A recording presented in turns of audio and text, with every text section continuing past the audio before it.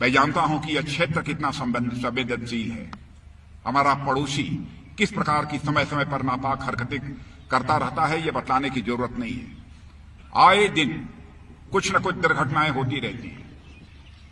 आतंकवादी वारदातें भी पहले बड़ी संख्या में होती थी, लेकिन अब वह नाम मात्र रह गई हैं। उसका श्रेय भी यदि किसी को जाता है तो हमारे सेना के जवानों को जाता है, हमारे सीआरपीएफ बॉर्डर सिक्योरिटी फोर्स के जवानों को और जम्मू कश्मीर पुलिस के जवानों को जाता है। सबको मैं इसके लिए बहुत ही बधाई देना चाहता हूं।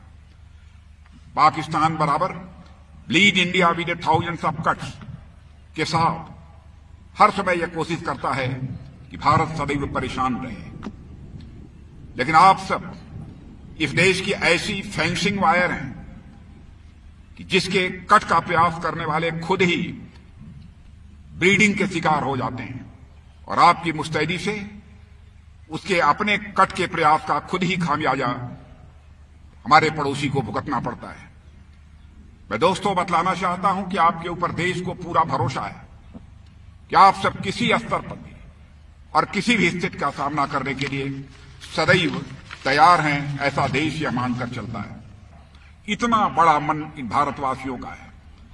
हमारा चरित्र रहा है, हमने न तो किसी के स्वाभिमान पर कभी चोट पहुंचाने की कोशिश की है और न तो दुनिया के किसी देश की 1 इंच जमीन पर हमने कभी कब्जा करने की कोशिश की है।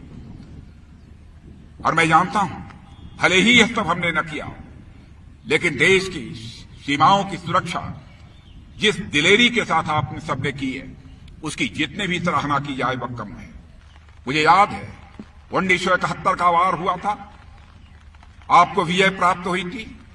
90,000 पाकिस्तान के सैनिकों को बंदी बनाया था भारत ने, लेकिन उन्हें रिहा भी कर दिया था।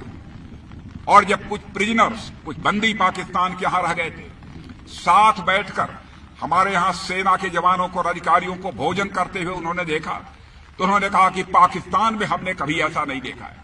अधिकारी और जवान दोनों साथ बैठकर यहां पर भोजन करते हों, यह देखा है तो केवल भारत में ही यह देखा है।